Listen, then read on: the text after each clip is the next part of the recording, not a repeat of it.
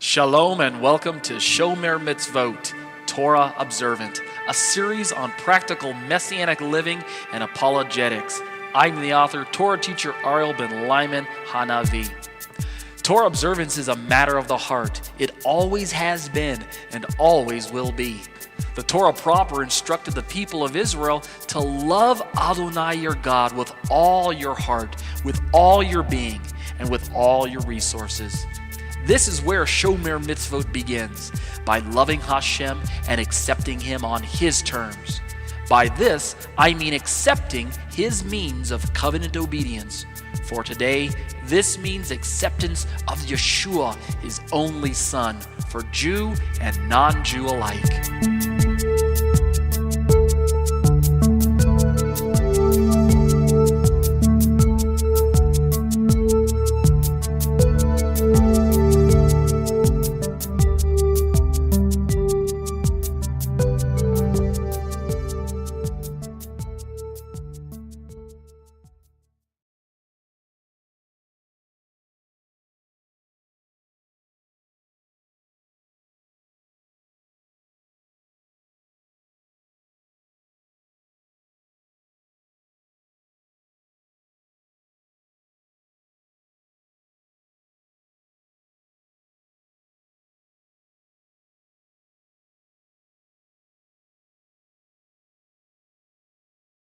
Let's open up in prayer, some liturgy, jump into it. Avinu Malkeinu, our Father, our King, Lord, here we are, and we are excited to be back. We thank you that we were able to take a break, but it was not just a vacation. Father, it was one of your holy days, your Moedim, your special time when you've promised that you will be with us. And so if we will have eyes to see, ears to hear, then we will understand that these are meeting times and that you were here whether we realized it or not. So we ask you to forgive us if we were lazy and we're not studious. But Shavuot has come, and once again your promises have proven true. And so, Father, we look to that Spirit, for He is our guide, He is our comforter. He is the one who will remind us of the words of Yeshua. We look to Him to strengthen us, to cause us to walk into your ways. We look to Him to help us to unlock the meanings of the passages of the Torah. And we know that this is in accordance with your will, so that's why we pray. Thank you, Father, for all the good things that you give to us. Continue to bless us, drawing us close to you as a community, as a family, and challenging us, because these types of studies are necessary. Help us and grow us up. For it's in Yeshua's authority we pray, amen. Okay. Are those today's that are sitting on that table? No, those are from the what do you call it, the prologue and prelude and all those stuff. The other study is a full packet, which I don't think I have any more of at the moment. Yeah, I left mine. Okay. We are in the middle. I wish I could give you mine. I probably could. Maybe I can look on this. We are in the middle.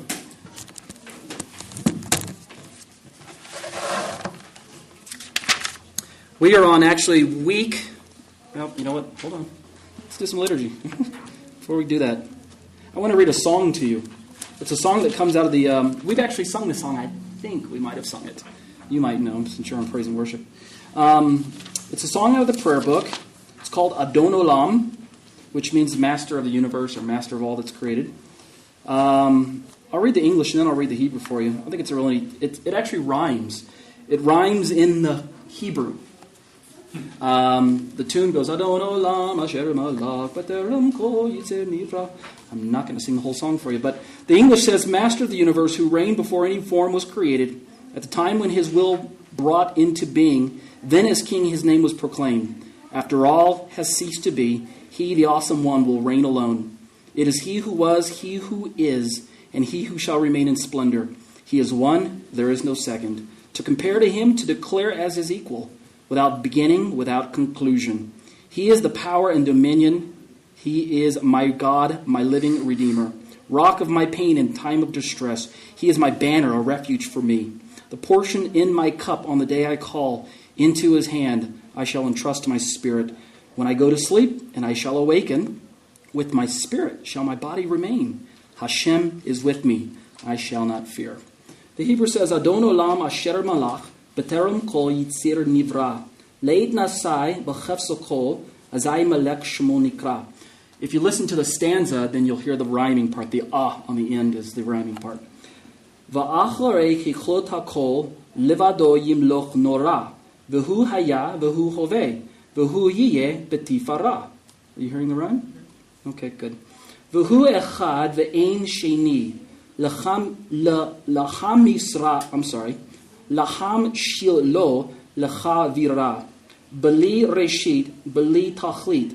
V'lo ha'oz v'ham yisra. V'hu eli v'chai goli.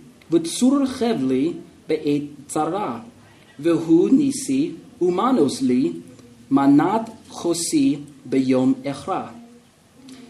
Biyado efkid ruachi be'et efshan va'aira. V'im ruachi gaviyati adonai li v'lo ira. And you ought to hear it in maybe I might even have it on my laptop. Maybe I can play it for later. It's a what? E-E-E-Ah. E-E-E-Ah, yeah. Yeah. It's a really beautiful song to listen to as well. Alrighty then. We stopped on week 5. We took a break for week 6 because that was Shavuot. This is week 7. And technically, according to the syllabus, we should be starting at covenant to commandment, but we didn't really finish what is meant by the term Old Covenant. So, what I'm going to do is I'm going to alter the syllabus. If you look at your syllabus, you'll see week 7, 8, and 9 are teachings, and then week 10 is an intermission. She'elut Shuvot. I'm going to take week 7 and 8. I'm sorry. I'm going to take week 5 and teach it tonight. Week 7 and 8, I'm going to collapse into week 9. In other words, I'm just combining week 9 and 8. Everything else will be the same. So, week 5 is 2 parts instead of 1 part like on the syllabus. Week 7 will be 1 part. Week 8 and 9 will be 1 part. So, did I lose anybody? Okay, I lost you. Week 5 is where we stopped, and it's originally on the syllabus is 1 part. We have to carry it over into this week, which is week 7. There's no week 6. So, week 5 is actually now week 5 and 7. It's both parts. So week 7 gets displaced down into week 8, and week 8 and 9 get combined. Is everyone following now? Yeah. What's that? We started 5 2 weeks ago, but the problem is we didn't finish it, so that's why I have to finish it tonight. I didn't upload it yet because I was debating whether or not I was going to finish it tonight or whether or not I was going to upload it and just go forward. And I looked at the material and decided I could teach it tonight, so I didn't upload it yet. So I left it as is. That's why it's not uploaded yet. So turn in your commentary to page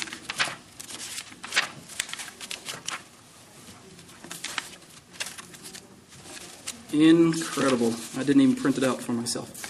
I'll have to go online here, or on my own.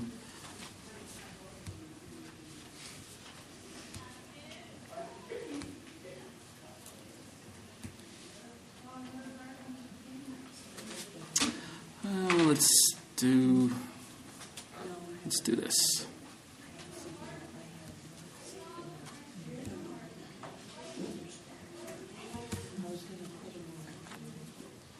Okay, turn in your outline or your commentary to page, let's see where I stopped. I'm really only on page 2 if I'm correct. We're in the indented section. On page 2, this is a direct quote from Tim Haig's commentary. You guys see where I'm going there? There's first paragraph, second paragraph. I think I'm in the third paragraph. We didn't get very far last week. So the writers are furthermore.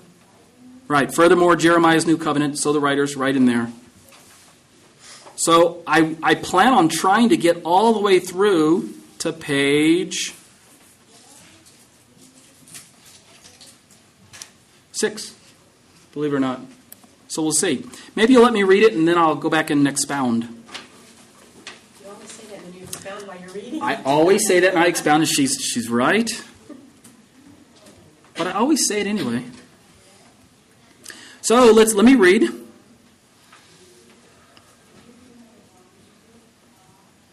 So the writers of Scripture did not define Old and New Covenants as successive eras or generations, the Old Covenant being back then and the New Covenant being now. Furthermore, for Paul, the Old Covenant is viewed as condemning without faith in Messiah Yeshua. No one who is a member of the Old Covenant is saved. All who are in the Old Covenant are condemned because they are without faith. I do have to pause, at least set up the scenario so we can figure out where we're going and get a running start.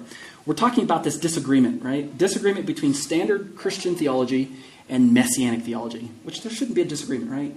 I don't understand. We both come from the same mama. But disagreement goes somewhat like this. Basically, the prevailing Christian church teaches that we, the church, or we believers, are no longer bound to the Old Covenant, i.e. the Torah, i.e. the Old Testament. And what they mean by that explanation, bound, meaning we're no longer obligated to walk into any Torah relevance, is particularly anything that smacks of ceremonial or civil laws. Moral laws, you bet. Don't get into arguments with your Christian friends and family about moral laws, whether they're still applicable or not. Everyone believes they're applicable. It's the ceremonial and the civil ones that standard Christianity has taken a look at and says, nah, we can do without those. Conveniently, I might add, for a little tongue-in-cheek, that it's the ceremonial and the civil ones that really make you look Jewish.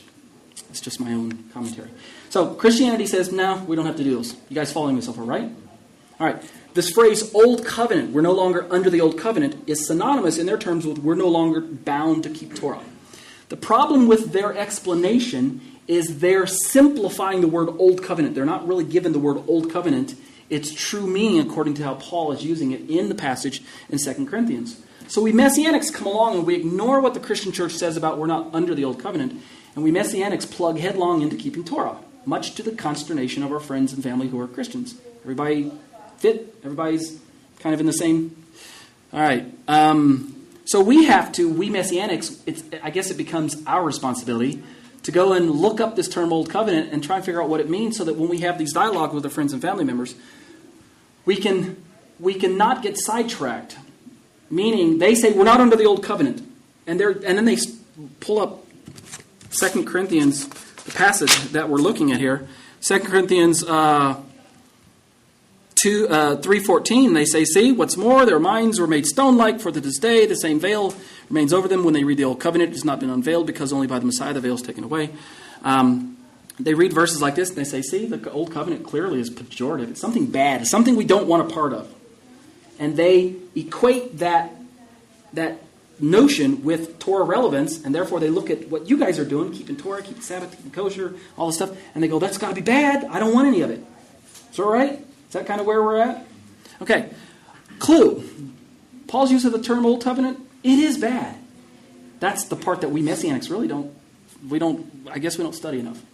It really is bad, but we have to figure out what shade of bad, what type of bad, what category of bad, what's he talking about? What is Old Covenant? So that's where we're going. And what we're finding out is that the word Old Covenant is not a simplified term to explain the Torah or the Tanakh. Okay? They're not the same thing. Although some of the ingredients or elements that Paul's using when he says Old Covenant include the writings of the Torah, but not exclusively that meaning. That's where the confusion lies for our friends and family members, because we say, I'm going to tell you with a straight face, and some of you are going to go, did I hear him right? No. We're not under the Old Covenant. Does anyone want to argue with me? Silence. Okay, we're not under the Old Covenant. But the qualifier is, I know what the term Old Covenant means in this passage. It's not what the church is saying it means. That's the whole point. That's why I can say with confidence, sure, we're not under the Old Covenant. And I can agree with them, we're not under the Old Covenant. But then I turn around and start making sure that I keep kosher, making sure I keep Sabbath, and my Christian friends go, you just said you're not under the Old Covenant. I said, exactly. That's why I'm keeping Torah. Suddenly, the question mark, they're lost. Right? That's what this class is about. Okay? Everybody ready to go? All right.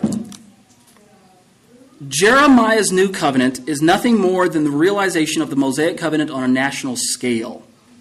For it is characterized by the phrase, I will write the Torah upon their hearts, end quote. That's, of course, Jeremiah chapter 31, verses 31 through 34.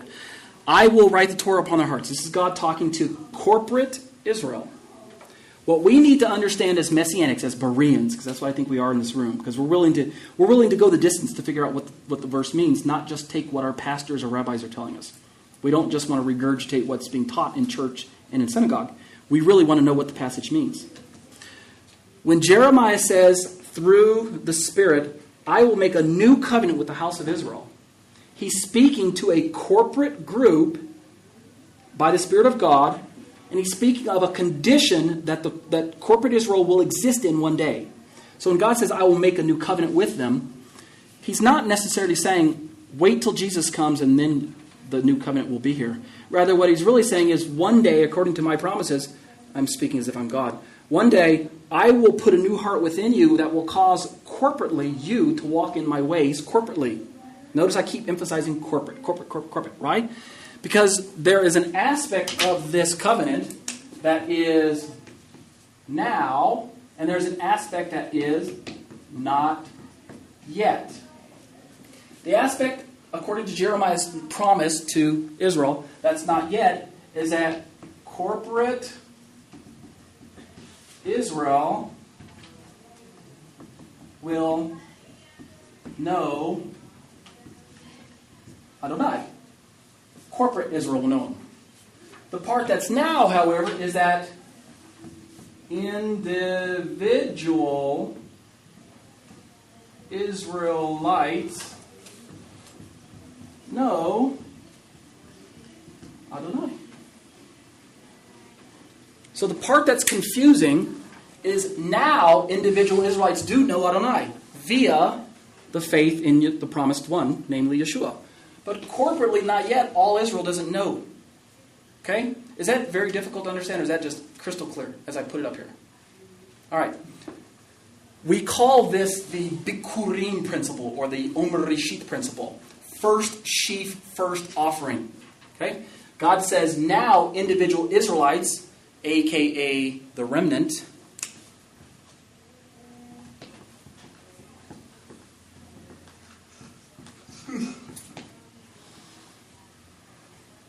this one stinks.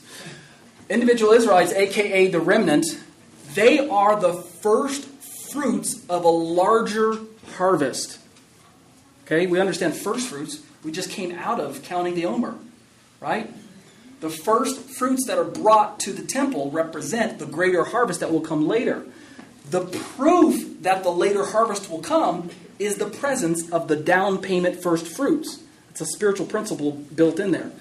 Does that make sense to you? So if you have Yeshua on the inside, you've got the Torah on the inside, you are the remnant, you are the first fruits, you are the down payment of a larger harvest. Here's the larger, here's the smaller. This is the micro, here's the macro. So Judaism today cries foul. Jesus can't be the Messiah because all of Israel doesn't know him yet. And they quote the Jeremiah passage. We say, that's true. It just hasn't happened yet.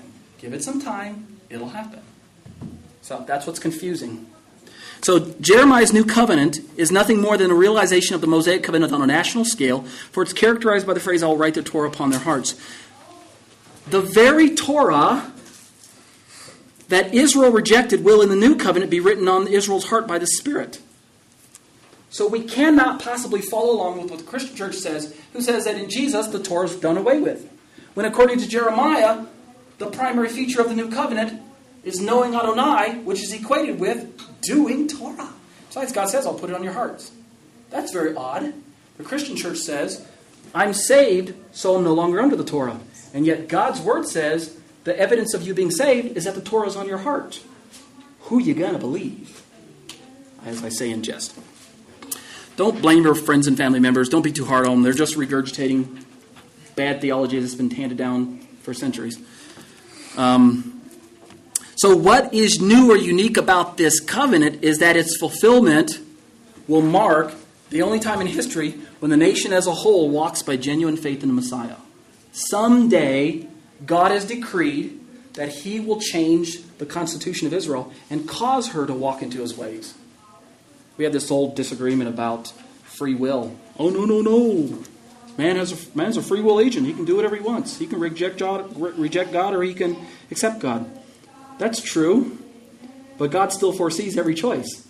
So the way I see it, God is still in control. I mean, God makes plans based on the choices that he knows we're going to make.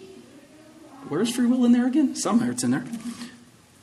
So what is promised in the new covenant is the very thing that the remnant experienced throughout the history of Israel. In essence, genuine faith in God and in his Messiah. Every remnant person from Adam till today believed in Messiah. No ifs, ands, or buts. That's it. That's the only way you can get in. Know Adonai, this is the Hebrew word yada. It means know him like in a spiritual covenant sense. Genuine faith in God and his Messiah, which results in the Torah being written upon the heart, which means becoming a reality in one's life. In other words, if we go back and read this passage, which we will, God says, I will put my Torah on their inward parts, and they will walk in my ways. Notice the relationship between putting the Torah on the inward part and the people walking in his ways. God knows that if he, by the Spirit, writes the Torah on their heart, the result is that they will walk into his ways. He knows that. That's why he can say that with certainty. I'm going to do it.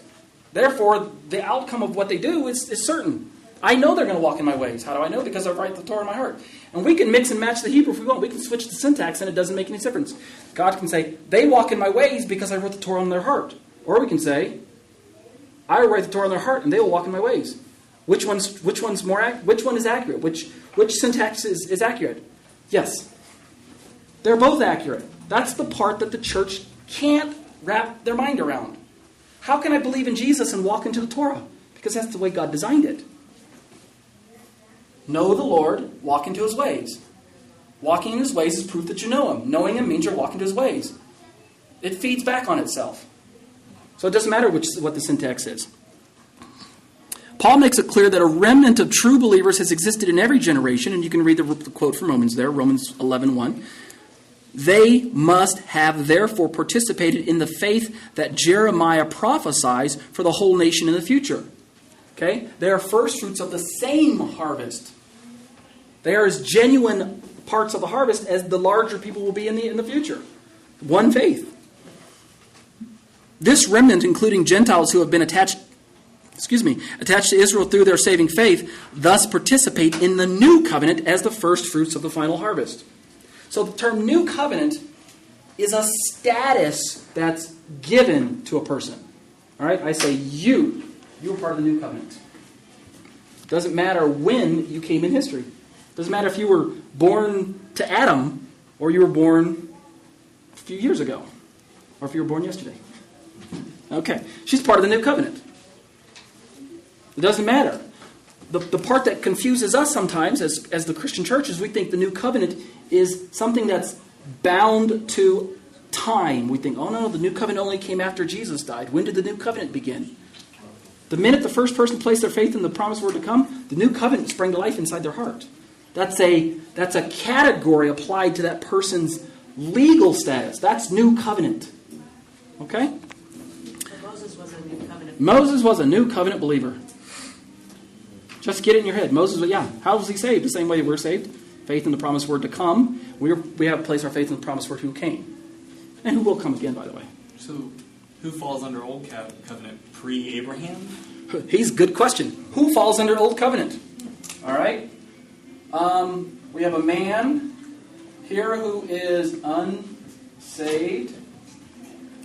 And he reads the Torah. He is under Old Covenant. Why is he under Old Covenant? Because he reads the Torah with veiled eyes.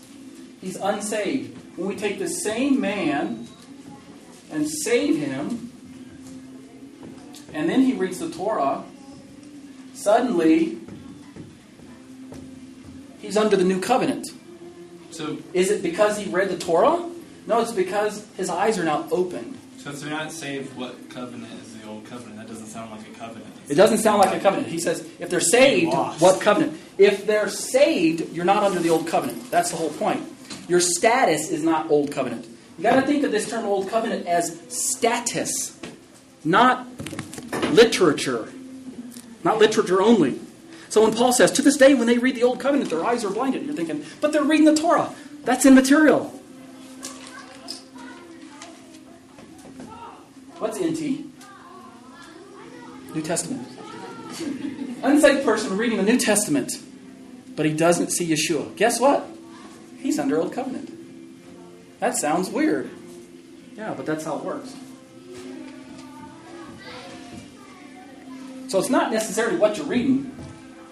It's the condition of your eyes when you're reading it. So pre-Abraham, Adam and Eve, did they look to Messiah? Did they believe in Messiah? Absolutely. How do we know? We have to look in passages like the Hebrews passage, or we have to look at Adam's life. Does it actually say Adam believed in Yeshua? Well, no. Yeshua's name maybe wasn't known.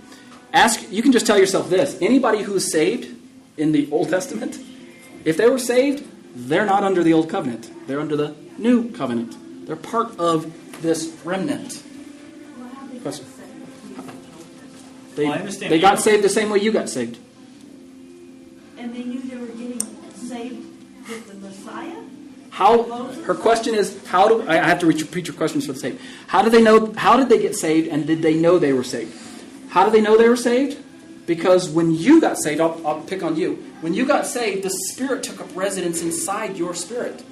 And the Spirit tells your spirit that you're saved. Paul uses the phrase, the Spirit cries out, Abba, Father. The Spirit within us bears witness with our spirit that we are children of God. That same Spirit was given in the Old Testament. He's the same Spirit that convinced them that they were saved. Moses knew he was saved. How? Because he had the same Spirit that we have. Did they think they were being saved by God and not Jesus? I mean, they didn't know Jesus. Abraham didn't know Jesus. Well, Abraham knew Messiah. Yes, he did know Messiah. We just don't see that he knew Messiah. And so did Moses. Now, did he know his name was Jesus? I doubt we don't know. It's an argument from silence whether he knew his name. But that he knew there was one who would come that God would send, you bet. Yeah.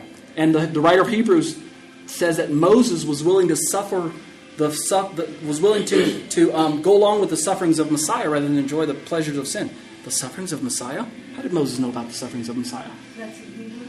That's in the book of Hebrews chapter 11, the great faith chapter, where it lists all these people who by faith they did this, by faith they did this. All those people are Old Testament, by the way. Question? So I see scripturally Abraham going forward.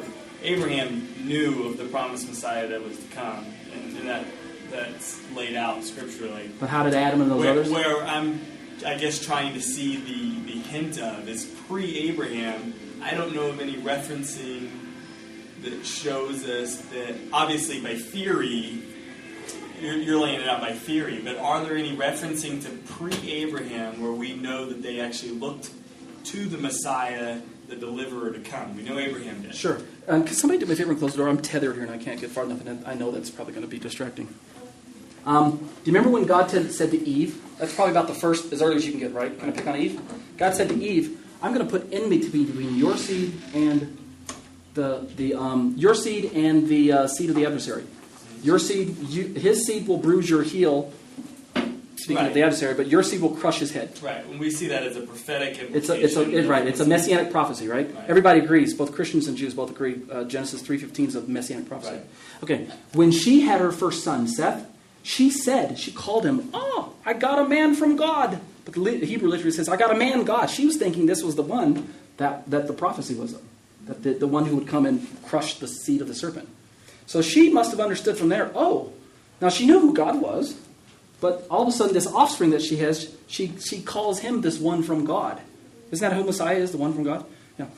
So very early on, we have to realize that the Spirit was giving them insights that we're not privy to in the Torah. We don't have it articulated in the Torah, but it's truth anyway. We know it's true because of hints that show up later on. John 1:1, in the beginning was the Word was with God, the Word was God. I mean, how did John know that? What do you mean in the beginning was the Word was with God? He's like, what? What?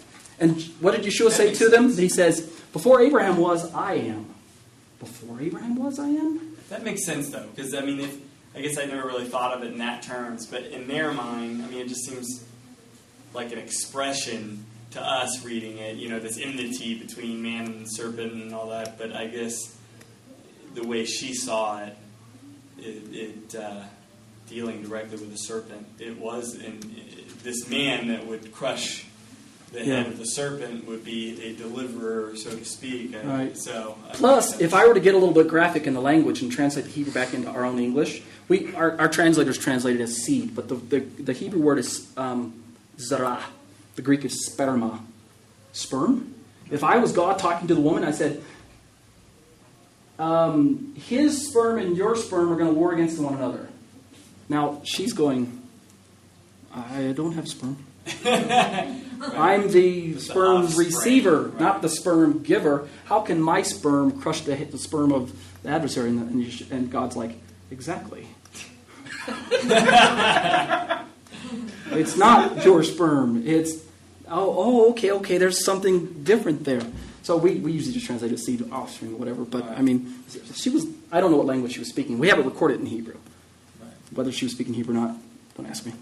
But I guess here's what I bank on. The same God and the same Spirit who reveals things to me is the same God and the same Spirit who reveals things to them. Just because I have it articulated and they don't, and I don't have a record of what God articulated to them, doesn't mean that it didn't happen. It's very philosophical. The tree falls in the forest, no one's around to hear it. Did it really make a sound? Yes, God revealed something to them. I don't know what he revealed. But we can find out later on when we see Paul write things like, the same faith that was delivered to them is given to us. The same faith? Yeah, the same faith. So there's no two different faiths. There's only one standard of faith. I can see I'm not going to get through this again. But I'll do my best. Because it's 7:30 already, and I only have like 20 more minutes. And I already feel like I'm over rushing. The new covenant then will not be fully realized. We're on page 3 for those of you who just came in. Top of the page, page 3, second paragraph. The new covenant then will not be fully realized until the house of Israel has the Torah written on the heart from the least to the greatest. Because God says, they will all know me. Does all Israel know God right now? Not on your life. Okay? So this hasn't happened yet, which is one of the stumbling blocks to Israel today. They say, this Jesus, he can't be the Messiah. Because we read our prophecies about when the Messiah comes, what's going to happen to us. And it ain't happened to us yet, so Jesus can't be it. They don't understand this now and not yet principle. They don't understand how God blinded them to bring the Gentiles in, and everyone who is a genuine believer really is part of the now, and yet the not yet's going to happen as well. That says Israelites, but it doesn't look like it. It looks like a K. It says it's Karaites. I know, it looks like it, doesn't it? There we go, Israelites. So, until that happens, the remnant in each generation participates as the firstfruits, the Bikurim, being members of the new covenant, which awaits its final closure in the salvation of the entire nation of Israel. So don't get stumped.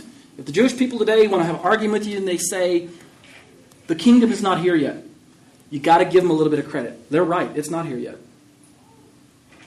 At least not in its fullness. The truth is, and this is, you got to think in legal terms, okay? That's why I was using this example with you 2 weeks ago about your car. Think in legal terms, okay? Legally speaking, when you're driving down the road in that car, you get pulled over by a cop, unless the car is paid for, the cop's not going to give you a ticket as long as you've got the proof of registration, right? What does the registration papers show to the cops? What do they say? That you're making payments on it, right? So who really owns, legally speaking, who really owns the car? The bank, right. But the policeman knows that the agreement that you're making with the bank is tantamount to you owning the car. As long as you keep up the payments, one day the title will be transferred to you and it'll be your car. True? So the police doesn't say, till that title's yours, I'm going to have to treat this car stolen. No. The police operate on the principle that the down payments are tantamount to ownership. Right? God works out, that's a very crude example, but God works somewhat of that same principle. Because you're saved now, you have the down payment of the Spirit, which says when Yeshua comes back to claim you, you'll be his by full ownership. But right now we just have the inauguration. We'll have the culmination or the fullness or the coronation later. We have the same, is anyone lost there? We have the same principle in our politics too. We inaugurate presidents and then we coronate the president. The same thing happens with a king. He's inaugurated, and then he's coronated.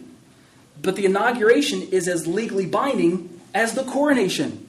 Anyone follow Jewish weddings close enough? The betrothal period is as strong as the marriage.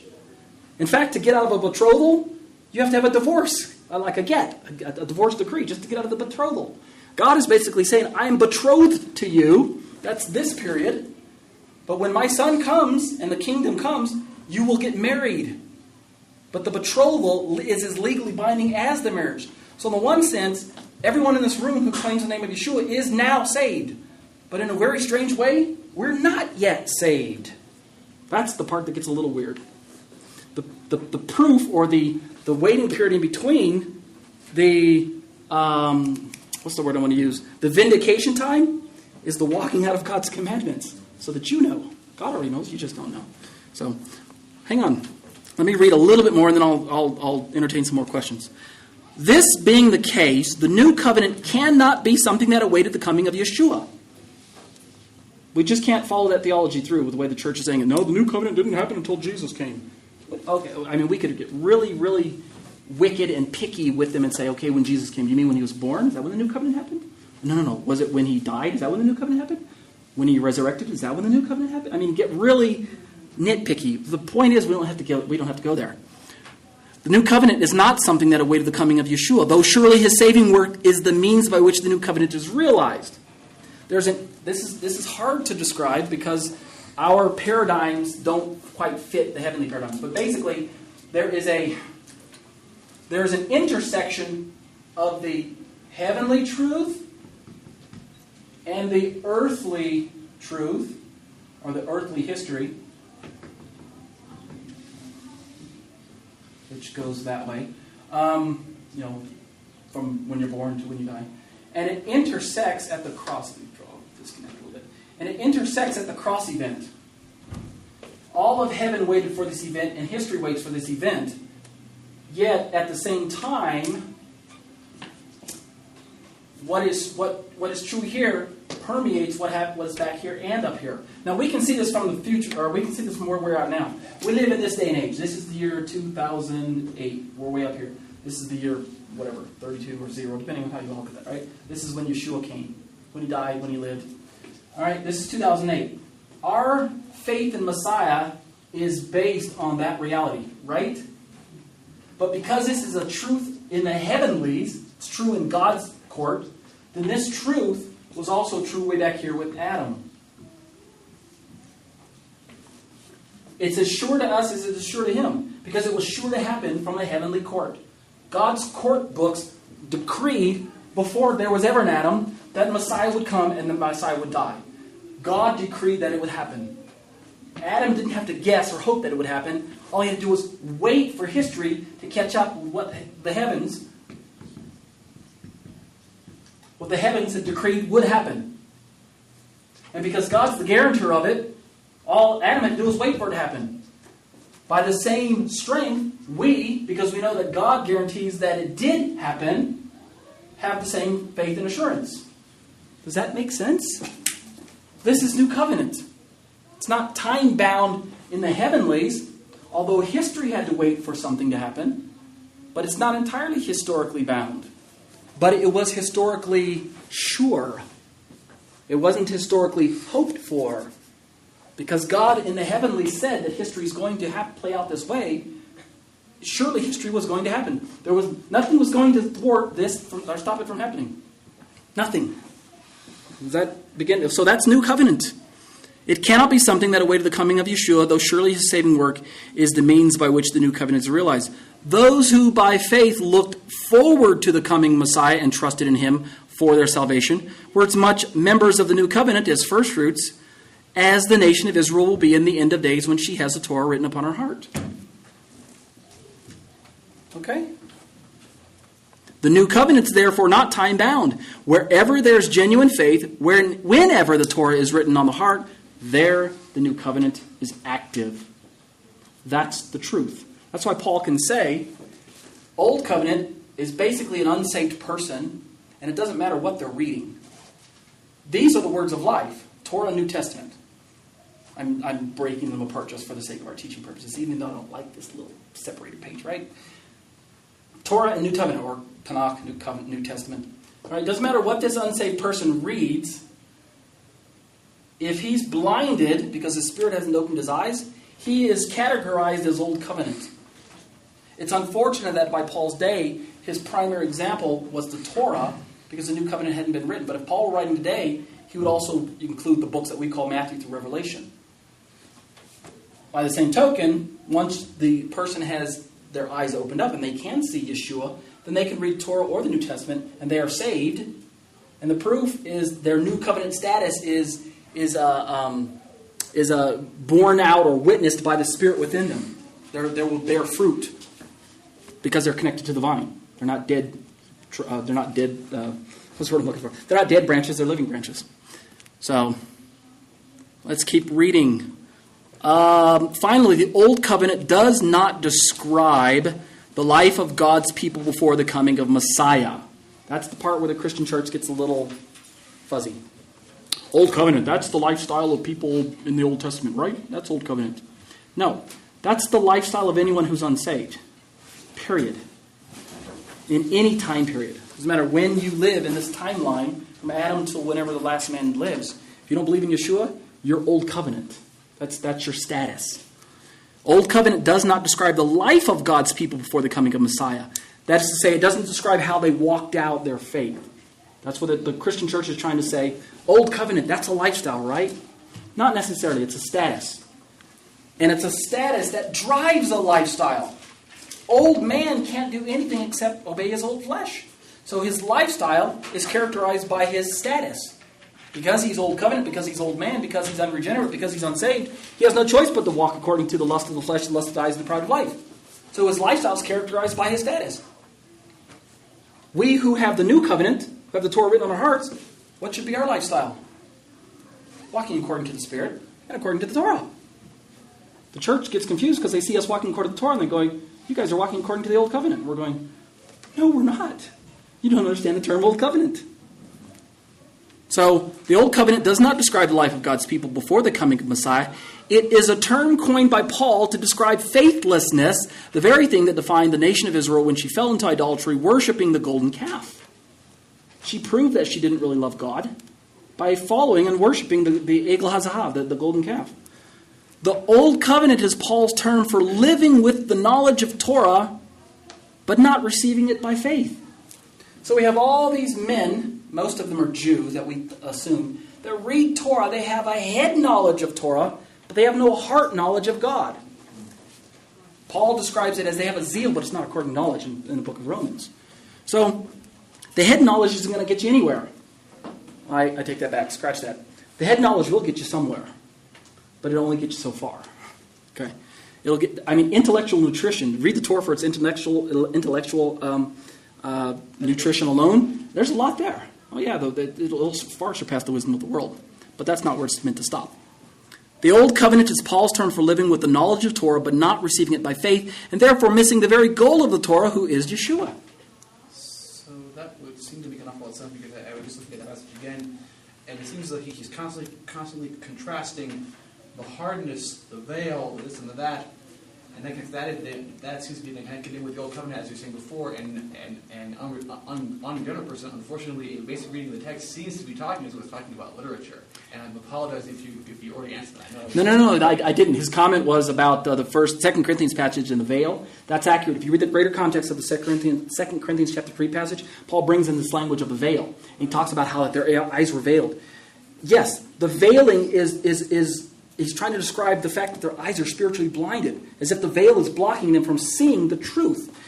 They who read the Torah or the New Testament, doesn't matter, without spiritual eyes opened, are reading it through a veil. They can't see the truth. They can't see Torah. They can't see Yeshua. Yeshua doesn't penetrate the veil. And the veil is the hardness of their heart. But a man like David or Solomon or Moshe, like that, who was saved. They were saved. They didn't have that veil. They knew it was coming. They didn't have the veil. Exactly. To the prophet likened unto Moses. They looked forward to that because they knew something's going to happen. I don't know what, I don't know when, but it's going to happen, and I have faith in that. Very good articulation. His point was, people like Moshe, people like David, people like Shlomo, people like everyone in the Tanakh period who allowed the veil to be taken away, their hearts to be softened, the Spirit to enter in. They also had the same faith that we had. They looked forward to an event. Perhaps they didn't know the time. But as the time got closer, God gave more and more clues. Which is true in the natural too, right?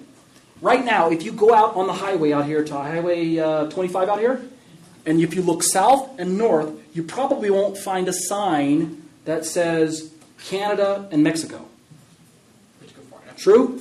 But the closer you get to the borders of that destination, you'll start seeing signs. Is that true? God's the same way. Way out here, he didn't give as many signs. But the closer it came to the destination, the signs started increasing. You're getting closer, you're getting warmer. You ever play that game? Yeah. You know, you're getting hotter. What do we call that game? You guys know? Hot and cold weather? Okay. There you go. As we call it, okay, hot and cold. All right. You're getting hotter, you're getting warmer. Yeah. All right, so let's see. The Old Covenant is Paul's term for living with knowledge of Torah, but not receiving it by faith. The Old Covenant is the Torah without faith. The Old Covenant is the Torah without faith. And when faith in the Messiah, obviously. And when the Torah is accepted apart from faith, it comes as a letter of condemnation and death, not the life-giving tree that God intends for his elect ones. That's the harsh part. Judaism is pressing into Torah. They're looking at the Torah because they know that this is life. They can smell it. Yeah, life is in there. It's in there. It's in there. We know they're pressing in and pressing in. But because they refuse to take that last step and surrender to God fully and into his Messiah, the Torah simply keeps condemning them, slapping them in the face, as it were. Question, Todd. What's the difference between Old Covenant and not believing whatsoever? What's the difference between his question is what's the difference between Old Covenant and not believing in anything? Right. I mean, you're Same. reading the Torah, but you're unsaved. And you have no belief even in God? There's no difference then. You're still Old Covenant. Paul only sees two categories. You're either Old Covenant or New Covenant. So you could say old man and new man. Old man and new man for Paul. It's very black and white, very dualism. But so then, if the new covenant was forged in Messiah, whatever they're called, then how can you be under a covenant which is not yet been inaugurated? Because inaugurated only in the historical. True. In heavens. It was already done. Okay, so Yeah.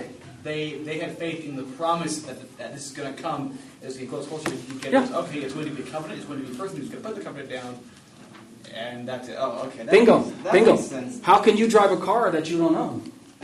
Because the bank has a stipulation that says, as long as you're making payments, we'll let you drive it and call it as if yours. You can customize it, do whatever you want to it. You can treat it as if it's yours. Because we know that as long as you make payments, it will be yours sooner or later. So they treat that which you're making payments on as if it really is yours. How can you claim something that's not legally yours?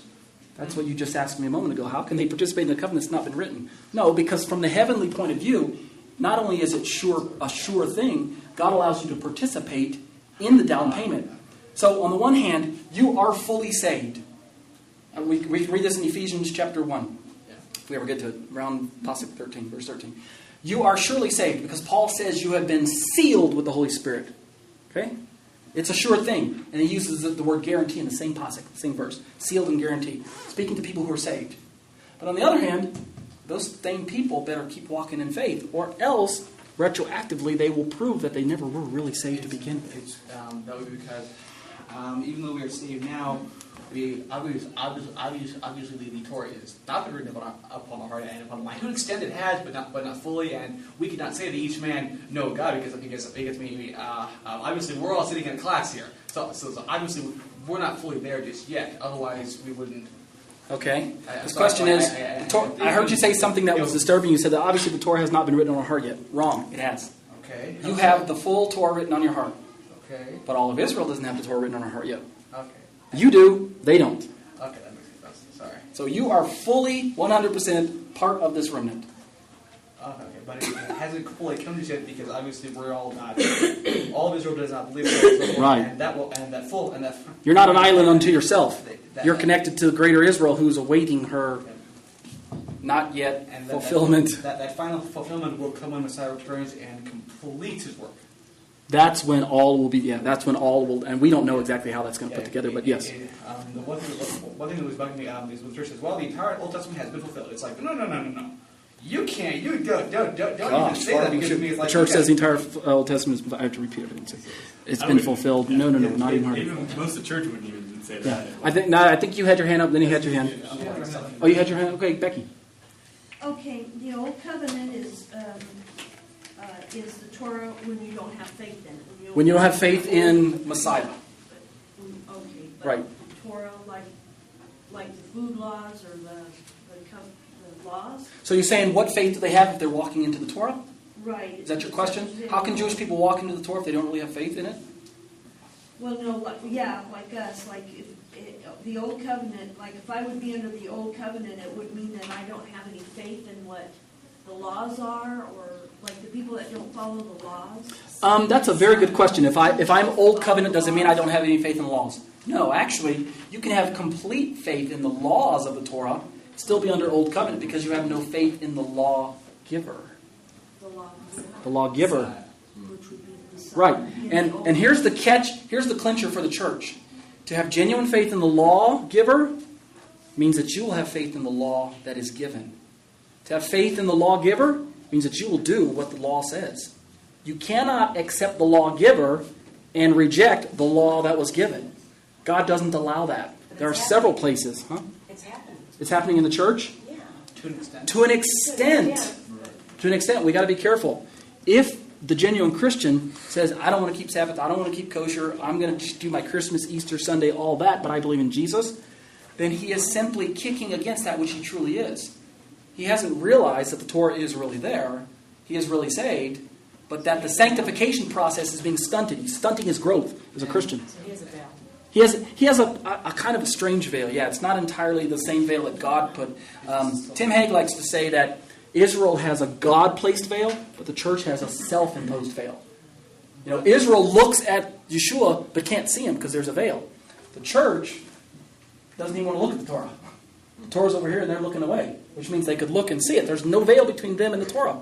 They just don't want to look. But Israel is actually looking for the Messiah, and they can't see him. Aren't they as equally as Danny? What, both views? Both veils. Salvifically, no. Still But Old Covenant, isn't it? if you're a Christian, then you're not under Old Covenant. That's the bottom line. How much Torah did the thief on the cross keep? How many kosher laws? It's not a salvific. Oh, he got baptized after they pulled him down, right? No. No, you should say today you'll be with me in paradise. Okay. Belief in the Son. No Torah kept. He didn't have any time to keep any Torah. He was ushered right in. No problem. He wasn't Old Covenant, he was New Covenant. At that last few moments of life, Yeshua extended mercy out to him. Do you believe I'm him? Do you believe I'm the Messiah? I do. Okay, you're with me. Wow, talk about last second salvation. Does that kind of answer your question? Yeah. It's interesting that... Oh, hold on. I think he had his hand first, and then... Well, backing up just a little bit, since the Torah is written on my heart, Yeah? then I don't have to read the Torah no more, right? Let me close with this because I'm technically overtime, so I will have to read the rest of this on tape. Let me mark this. We're at the bottom of page 3, and we're going to read starting with Let's recap so far. I'm going to read all the way through to page 6 later on, and so that'll be uploaded. But your question, obviously, it's a rhetorical question, I think. Yes. Salvation is a work that's primarily characterized by God doing something alone. Sanctification is primarily a work that's characterized by you and God working together. God writes the Torah on your heart, but now you are responsible for walking it out. And you will incur punishment if you fail to walk it out. Okay. God puts it there because the truth is, unless God puts it there, you couldn't do it if you wanted to. So back to your question, or whoever mentioned, what about all those people who keep the Torah, they keep the Sabbath and all this stuff, but they don't believe in Jesus? I got a secret for you. In the end, their Torah obedience will retroactively be counted as not Torah obedience. In other words, the proof is in the pudding. They're really not keeping Torah. Because without the Spirit of God writing Torah on your heart, you really can't keep Torah, not the way God designed it to be kept. Torah points to Messiah, so it doesn't do any good to do it without realizing what your actions are pointing towards. His question was, Torah points to the Messiah, so it doesn't do any good to do it without realizing what your actions point towards. Kind of. Ultimately, the Torah points towards Messiah. There's a limited amount of benefits if you keep the Torah without Messiah. But in the end, because everything will be burned up, it will be as if it was worth nothing, right? You know, if I save this piece of straw for 100 years, and then at the day of when I want to turn this piece of straw into the bank to receive $1 million for it, because that's what someone told me 100 years ago, and I get to the bank and they say, that's not worth $100, and they torch it, then that 100 years retroactively was wasted. It was worthless. But it's as worthless when I find out as it really was at the beginning. I just didn't know it until 100 years later. Does that make sense? It was straw then, it's straw now. It gets burned up here, meaning it was worthless when I realized that it's worthless. But did it become worthless then and it was worth something then? No. It was worthless the whole time. I just didn't know it was worthless. Until the end when it was proven that it was worthless. That's what this Torah observance mess that Israel thinks they're walking in now. We're keeping Torah, we're keeping the Sabbath, we're keeping kosher. Yeah, in the end of days when God judges you and finds that you have no faith in His Son, it was worth nothing. It was spurious. You just didn't know it until the end, until it was too late. So no, that's not worth anything. And that's hard. Retroactively. God will say, oh, okay, yeah, all the Torah observance you did, so you erase all that. But no buts. That's harsh, yeah. Don't like it? Last question, honestly. Okay, is that what the scripture in Matthew 7:21 where it talks about Yeshua says, "I never knew you"? Yeah. Oh, thank you for bringing that verse up. Depart from me, I never knew you. Not, I knew you and then you left me. Oh, for those people who are once saved, always saved. No, not I left you and then, or not I knew you and then I left you, or not I knew you and then you left me. Or not I was on my way to getting to know you and then you just didn't get to really know me. No, depart from me, I never knew you. Never? You mean when I first got saved and then I fell away? What about that time? Didn't you know me then? No, I didn't even know you then. You fooled yourself. You were fooled. You were deceived. You thought I knew you and you thought you knew me. We didn't know each other. They were describing works. They were describing all kinds of characteristics of what Christians should look like, yeah. But at the very end, Yeshua will say, no, I never knew you. Not I knew you and you fell away and you couldn't get back, like people who think Hebrews chapter 6 is teaching. Lose your salvation, you can't get it back or something like that. No, it doesn't work. If you didn't have it, if you're not saved at the end of the days, it's because you never were saved. It's too harsh a word for some people to hear, but I don't know what else to say. So we didn't make it through our study, but we never do. So we're on par, I guess, right? So I'll close. Don't close my laptop yet. I'll lose my prayer. Avinu Malkeinu, our Father, our King, Lord, we thank you for, a challenging study. We just can't seem to get it sometimes. That's why we rely on your Spirit. Help us through these tough times. Help us to press in. Help us to understand that if we are not tied to the vine, if we are not connected to you, then we shall not bear any fruit. And ultimately it will have been proven that we were never connected to you in the first place. So help us to be serious about this. Salvation is a serious thing, Lord. Help the Spirit, or I should say enlarge our capacity to receive the Spirit, to understand His working in our lives. For it's all about you. And we want to proclaim that in your name only. That concludes our show for today. It is my desire that this continuing series of teachings will assist the average non-Jewish believer or new Messianic Jewish believer in his desire to become a more mature child of God. And now, O Israel, what does the Lord your God ask of you but to fear the Lord your God, to walk in all His ways, to love Him, to serve the Lord your God with all your heart and with all your soul, and to observe the Lord's commands and decrees that I am giving you today for your own good. To the Lord your God belong the heavens, even the highest heavens, the earth, and everything in it. Yet the Lord set His affection on your forefathers and loved them. And He chose you, their descendants, above all the nations, as it is today. Circumcise your hearts, therefore, and do not be stiff-necked any longer. Because the Torah is written on the hearts of all who truly name the name of Yeshua as Lord and Savior, it is meant to be followed to the best of our ability. We have no reason for fear of condemnation or the trappings of legalism. My name is Ariel ben-Lyman HaNaviy. The intro and outro song were written, produced, and performed by Ryan Kingsley. For more information on contacting Ryan, you can reach me by email at Yeshua613@hotmail.com. That's YESHUA 613@hotmail.com. Or visit our website at graftedin.com. That's graftedin.com.